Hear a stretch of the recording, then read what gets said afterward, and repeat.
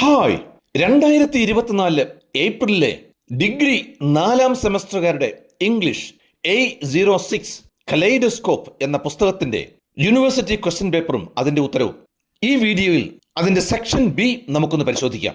ഈ സെക്ഷനിൽ paragraph questions ആണ് 8 എണ്ണം, ഓരോന്നിനും 5 മാർക്ക് വീതം. ആകെ മാർക്ക് 35. എല്ലാ ചോദ്യത്തിനും ഉത്തരം എഴുതാം. ഒന്ന് നോക്കാം അല്ലേ? Well friends, look at the question. Answer the following questions in a paragraph of 100 words each, 5 marks each. അതായത് 100 വാക്കുകൾ വീതമുള്ള ഓരോ പാരഗ്രാഫിൽ താഴെ കൊടുത്തിട്ടുള്ള ചോദ്യങ്ങൾക്ക് ഉത്തരം എഴുതുക. ഓരോന്നിനും 5 മാർക്ക് വീതം. Well, here is question number 1. Comment on the imagery employed in I Have a Broom by Zhai Yongming. Zhai Yongmingന്റെ ഐ ഹാവ് എ ബ്രൂം എന്ന കവിതയിൽ ഉപയോഗിച്ചിരിക്കുന്ന ഇമേജറി, അതായത് വാങ്മയ ചിത്രങ്ങളെക്കുറിച്ചുള്ള നിങ്ങളുടെ അഭിപ്രായം ഒന്ന് പറയാമോ എന്നാണ് ചോദ്യം. Well, here is the answer. In the poem I have a broom, Zhai Yongming uses vivid imagery to challenge traditional ideas of gender and femininity. I have a broom എന്ന കവിതയിൽ Zhai Yongming നല്ല ഉജ്ജ്വലമായ ഇമേജറികൾ ആണ് ഉപയോഗിക്കുന്നത്. എന്തിനു വേണ്ടി? ലിംഗഭേദത്തെയും സ്ത്രീത്വത്തെയും കുറിച്ചുള്ള പരമ്പരാഗത ആശയങ്ങളെ വെല്ലുവിളിക്കാൻ. She reclaims the broom, a symbol often tied to women's domestic roles in Chinese culture, as a metaphor for pain, self awareness and empowerment. Chinese സംസ്കാരത്തിലെ സ്ത്രീകളുടെ ഗാർഹിക വേഷങ്ങളുമായി പലപ്പോഴും ബന്ധപ്പെട്ടിരിക്കുന്ന ഒരു പ്രതീകമാണ് ചൂല്. ആ ചൂലിനെ വേദന, സ്വയ അവബോധം, ശാക്തീകരണം എന്നിവയുടെ ഒരു രൂപകമായി, ഒരു പ്രതീകമായി അവർ വീണ്ടെടുക്കുന്നു, അവർ ഉപയോഗിക്കുന്നു. The broom becomes both A weapon and A tool for personal and social transformation. ഈ ചൂൽ വ്യക്തിപരവും സാമൂഹികവുമായ മാറ്റത്തിനുള്ള ഒരായുധമായും ഒരു ഉപകരണമായും മാറുന്നു. The poet wields it like a sword, sweeping away not just physical dirt but also societal prejudice. കവി ഈ ചൂലിനെ ഒരു വാൾ പോലെ ഉപയോഗിക്കുന്നു.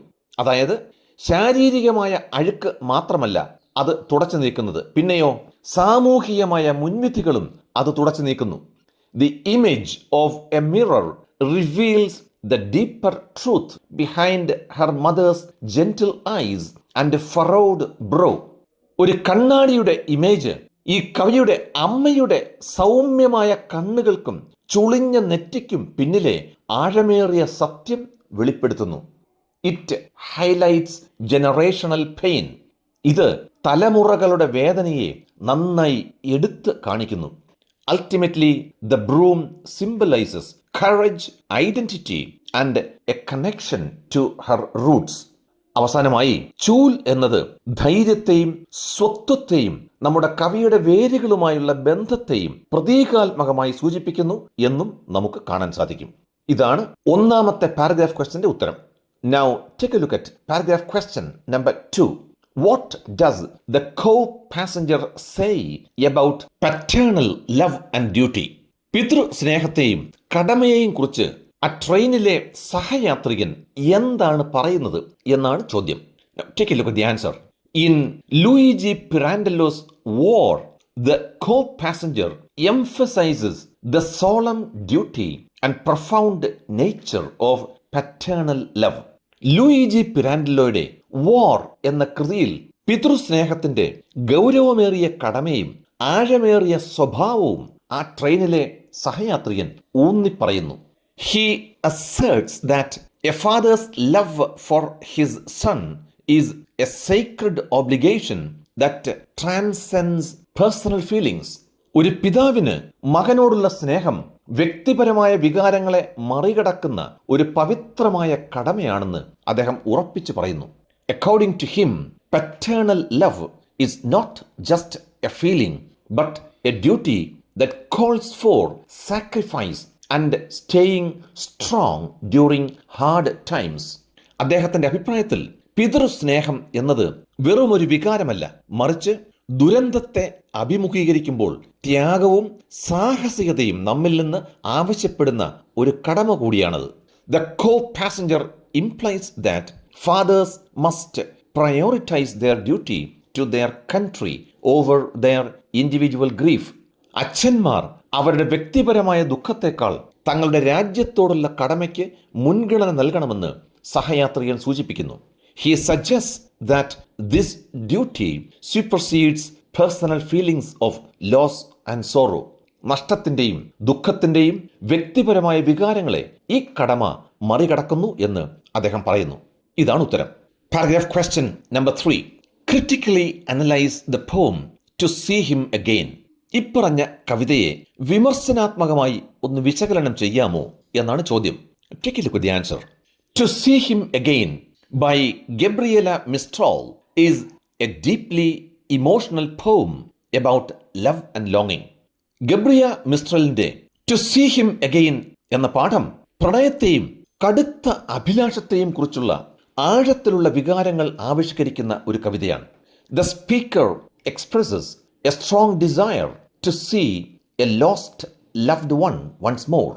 നഷ്ടപ്പെട്ട പ്രിയപ്പെട്ട ഒരാളെ ഒരിക്കൽ കൂടി കാണാനുള്ള ശക്തമായ ആഗ്രഹം ഈ കവിതയിലൂടെ ആ സ്പീക്കർ പ്രകടിപ്പിക്കുന്നു. She dreams of reuniting even after death. മരണശേഷവും വീണ്ടും ഒന്നിക്കാൻ അവൾ സ്വപ്നം കാണുന്നു. The poem reflects themes of grief, hope and eternal love. ദുഃഖം, പ്രത്യാശ, നിത്യസ്നേഹം എന്നിവയുടെ പ്രമേയങ്ങളെ ഈ കവിത പ്രതിഫലിപ്പിക്കുന്നു. Mistral uses simple language and repetition to show the depth of her feelings. തൻ്റെ വികാരങ്ങളുടെ ആഴം കാണിക്കാൻ മിസ്ട്രൽ വളരെ ലളിതമായ ഭാഷയും റെപ്പറ്റീഷൻ ആവർത്തനവും ഉപയോഗിക്കുന്നു. The pain of separation is clear, but so is the strength of her devotion. വേർപിരിയലിന്റെ വേദന വളരെ വ്യക്തമാണ്, പക്ഷേ അവളുടെ ഭക്തിയുടെ ശക്തിയും അങ്ങനെ തന്നെ. The poem moves from sorrow to spiritual hope. ദുഃഖത്തിൽ നിന്ന് ആത്മീയമായ പ്രത്യാശയിലേക്ക് ഈ കവിത നീങ്ങുന്നതായി നമുക്ക് കാണാം. It suggests that true love lasts beyond life. യഥാർത്ഥ സ്നേഹം ജീവിതത്തിനപ്പുറം നിലനിൽക്കുന്നുവെന്ന് ഇത് സൂചിപ്പിക്കുന്നു. Mistral's tone is tender, sincere and filled with quiet strength. മിസ്ട്രലിന്റെ സ്വരം ആർദ്രവും ആത്മാർത്ഥവും നിശബ്ദമായ ശക്തിയാൽ നിറഞ്ഞതുമാണ്. ഇതാണ് ഉത്തരം. Now, paragraph question number 4. How did Olilo differentiate between the laws of the clan and the laws of the white men in Grace Ogot's story, The Green Leaves? Grace ഓഗോട്ടിന്റെ the green leaves എന്ന കഥയിൽ ഒലീലോ എന്ന കഥാപാത്രം എങ്ങനെയാണ് തൻ്റെ ഗോത്രവംശത്തിന്റെ നിയമങ്ങളും വെള്ളക്കാരുടെ നിയമങ്ങളും തമ്മിൽ വേർതിരിച്ച് കാണുന്നത് എന്നാണ് ചോദ്യം. Now, here is the answer. In Grace Ogot's The Green Leaves, Olilo sees a clear difference between the clan's laws and those of the white men. ഇപ്പറഞ്ഞ കഥയിൽ തൻ്റെ ഗോത്രവംശത്തിന്റെ നിയമങ്ങളും വെള്ളക്കാരുടെ നിയമങ്ങളും തമ്മിലുള്ള വ്യക്തമായ വ്യത്യാസം നമ്മുടെ ഒലീലോ എന്ന കഥാപാത്രം കാണുന്നു. Clan laws are based on tradition, shared values and the good of the community. പാരമ്പര്യം, അന്യോന്യം പങ്കിടുന്ന മൂല്യങ്ങൾ, സമൂഹത്തിൻ്റെ നന്മ എന്നിവയെ അടിസ്ഥാനമാക്കിയുള്ളതാണ് ഓരോ മനുഷ്യ ഗോത്രത്തിൻ്റെയും നിയമങ്ങൾ. They are flexible and focused on justice within their way of life. ആ നിയമങ്ങൾ അയവുള്ളതും അവരുടെ ജീവിതത്തിലെ നീതിയിൽ ശ്രദ്ധ കേന്ദ്രീകരിക്കുന്നതുമാണ്. In contrast, the white men's laws are strict, foreign and often unfair. നേരെ മറിച്ച് വെള്ളക്കാരുടെ നിയമങ്ങൾ കർശനവും വിദേശീയവും പലപ്പോഴും അന്യായവുമാണ്.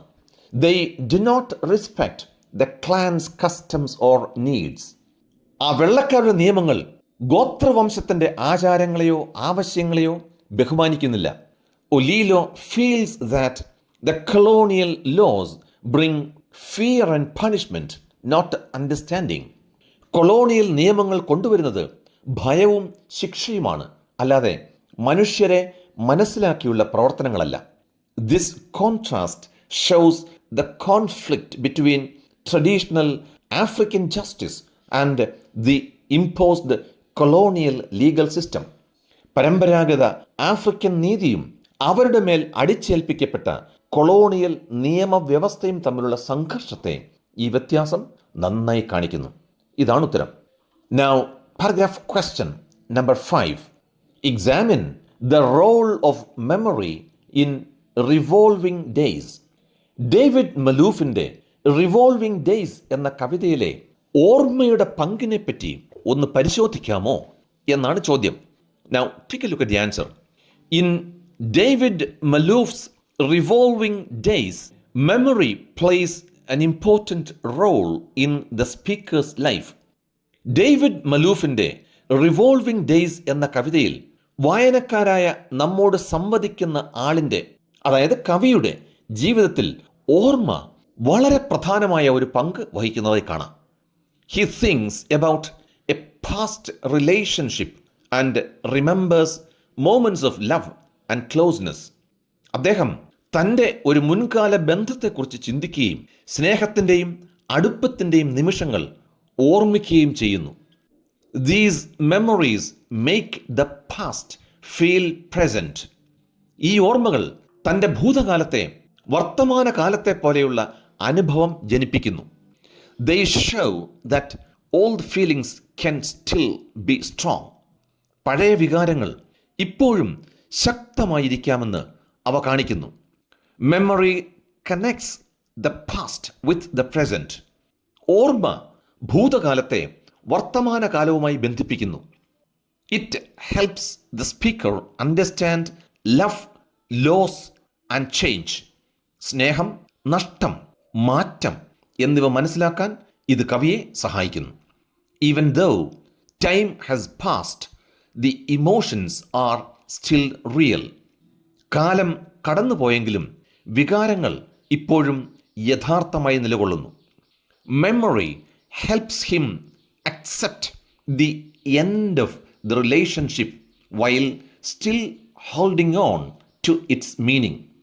ബന്ധത്തിൻ്റെ അർത്ഥം മുറുകെ പിടിച്ചുകൊണ്ട് ബന്ധത്തിൻ്റെ അവസാനം അംഗീകരിക്കാൻ ഓർമ്മ അവനെ സഹായിക്കുന്നു.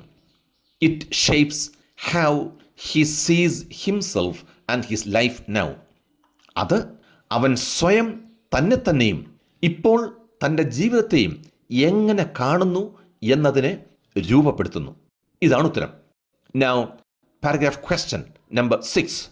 What are some of the benefits Leigh Hunt mentions about waking up early on cold mornings? തണുത്ത പ്രഭാതങ്ങളിൽ നേരത്തെ എഴുന്നേൽക്കുന്നതിനെക്കുറിച്ച് ലീ ഹണ്ട് പരാമർശിക്കുന്ന ചില ഗുണങ്ങൾ എന്തൊക്കെയാണ് എന്നൊന്ന് പറയാമോ എന്നാണ് ചോദ്യം. Take a look at the answer. In his essay, Getting Up on a Cold Morning, Leigh Hunt talks about some benefits people often link to early rising. ഇപ്പറഞ്ഞ തൻ്റെ എസ്സയിൽ ആളുകൾ പലപ്പോഴും നേരത്തെ എഴുന്നേൽക്കുന്നത് കൊണ്ടുള്ള ചില ഗുണങ്ങളെക്കുറിച്ച് ലീ ഹണ്ട് സംസാരിക്കുന്നു. These include better health, longer life and more time for work and success. മികച്ച ആരോഗ്യം, ദീർഘായുസ്, ജോലിക്കും വിജയത്തിനും കൂടുതൽ സമയം എന്നിവ ഇതിൽ ഉൾപ്പെടുന്നു. He notes that early rising may help businessmen earn more and allows people to appear punctual. നേരത്തെ എഴുന്നേൽക്കുന്നത് ബിസിനസ്സുകാർക്ക് കൂടുതൽ പണമുണ്ടാക്കാൻ സഹായിക്കുമെന്നും കൃത്യനിഷ്ഠ പാലിക്കാൻ ആളുകളെ സഹായിക്കുമെന്നും അദ്ദേഹം എഴുതുന്നു. However, Hunt also questions these ideas. എന്നാൽ നമ്മുടെ ലീ ഹണ്ട് ഈ ആശയങ്ങളെയും ചോദ്യം ചെയ്യുന്നു. He doubts that early rising is always healthy, especially in cold weather. പ്രത്യേകിച്ച് തണുത്ത കാലാവസ്ഥയിൽ നേരത്തെ എഴുന്നേൽക്കുന്നത് എല്ലായ്പ്പോഴും ആരോഗ്യകരം തന്നെയാണോ എന്ന് അദ്ദേഹം സംശയിക്കുന്നു. He believes that comfort and joy matter more than strict habits. കർശനമായ ശീലങ്ങളെക്കാൾ കൂടുതൽ പ്രധാനം മനസ്സിന് ലഭിക്കുന്ന ആശ്വാസവും സന്തോഷവുമാണെന്ന് അദ്ദേഹം ഉറച്ചു വിശ്വസിക്കുന്നു. Hunt suggests that enjoying warm, lazy mornings may bring more happiness than gaining a few extra years through cold and early starts.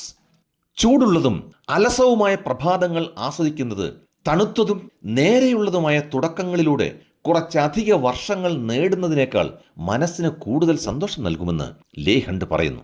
ഇതാണ് ഉത്തരം. Now, paragraph question number 7. What does Heaney describe as one of the most harrowing moments? ഏറ്റവും വേദനാജനകമായ നിമിഷങ്ങളിൽ ഒന്ന് എന്ന് ഹീനി വിശേഷിപ്പിക്കുന്നത് എന്തിനെയാണ് എന്നാണ് ചോദ്യം. Now, take a look at the answer. One of the most painful moments during the troubles in Northern Ireland was the Bloody Sunday massacre. വടക്കൻ അയർലൻഡിലെ കുഴപ്പങ്ങളിലെ ഏറ്റവും വേദനാജനകമായ നിമിഷങ്ങളിൽ ഒന്നാണ് ബ്ലഡി സൺഡേ കൂട്ടക്കൊല. On the 30th of January 1972, British soldiers shot and killed 14 unarmed civil rights protesters in Derry.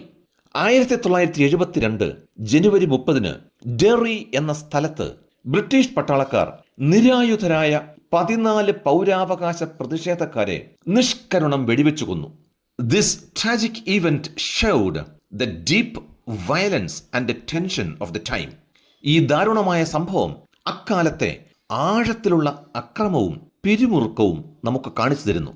In his Nobel lecture, Heaney speaks about the sorrow and anger it caused. തൻ്റെ Nobel പ്രഭാഷണത്തിൽ ഈ സംഭവം ഉണ്ടാക്കിയ ദുഃഖത്തെയും കോപത്തെയും കുറിച്ച് ഹീനി സംസാരിക്കുന്നു. The massacre became a powerful symbol of the cruelty and injustice of the conflict. ഈ സംഘർഷത്തിന്റെ ക്രൂരതയുടെയും അനീതിയുടെയും ശക്തമായ പ്രതീകമായി മാറി ഈ കൂട്ടക്കൊല. It deeply affected many families and left a lasting wound in Northern Ireland's history. ഇത് നിരവധി കുടുംബങ്ങളെ വളരെ ശക്തമായി ബാധിക്കുകയും വടക്കൻ അയർലൻഡിന്റെ ചരിത്രത്തിൽ എന്നേക്കുമായി ഒരു മുറിവ് അവശേഷിപ്പിക്കുകയും ചെയ്തു. Heaney uses this moment to show the human cost of political violence. രാഷ്ട്രീയത്തിന്റെ പേരിൽ ഉള്ള അക്രമം വരുത്തിവെക്കുന്ന മനുഷ്യ ചെലവ്, അതായത് മനുഷ്യന്റെ നഷ്ടം കാണിക്കാൻ ഹീനി ഈ നിമിഷത്തെ ഉപയോഗിക്കുന്നു. ഇതാണ് ഉത്തരം. Now friends, take a look at the last paragraph question. Question number 8. How does text explore the theme of communication in the digital era? ഈ ആധുനിക ഡിജിറ്റൽ യുഗത്തിലെ ആശയവിനിമയത്തിന്റെ പ്രമേയത്തെ ടെക്സ്റ്റ് എന്ന കവിത എങ്ങനെ കൈകാര്യം ചെയ്യുന്നു എന്ന് പറയാമോ എന്നാണ് ചോദ്യം. Here is the answer. Carol Ann Duffy's poem Text explores how people communicate in the digital age. Carol Ann ഡഫിയുടെ ടെക്സ്റ്റ് എന്ന കവിത ഡിജിറ്റൽ യുഗത്തിൽ ആളുകൾ എങ്ങനെ ആശയവിനിമയം നടത്തുന്നുവെന്ന് വളരെ അന്വേഷണാത്മകമായി അത് കൈകാര്യം ചെയ്യുന്നു. It shows that texting is fast and easy but may lack real emotional strength. Texting വേഗതയേറിയതും എളുപ്പവുമാണെന്ന് ഇത് കാണിക്കുന്നു, പക്ഷേ യഥാർത്ഥ വൈകാരികമായ ആഴം ഇതിന് കാണില്ലായിരിക്കാം. The speaker treats their phone with care like an injured bird, showing how important digital messages have become. ഈ കവിതയിലെ സ്പീക്കർ അവരുടെ ഫോണിനെ ഒരു പരുക്കേറ്റ പക്ഷിയെ പോലെ അതീവ ശ്രദ്ധയോടെ കൈകാര്യം ചെയ്യുന്നു. ഡിജിറ്റൽ സന്ദേശങ്ങൾ എത്രത്തോളം പ്രധാനമായി മാറിയിരിക്കുന്നുവെന്ന് ഇത് കാണിക്കുന്നു. This image suggests a deep emotional link to texting.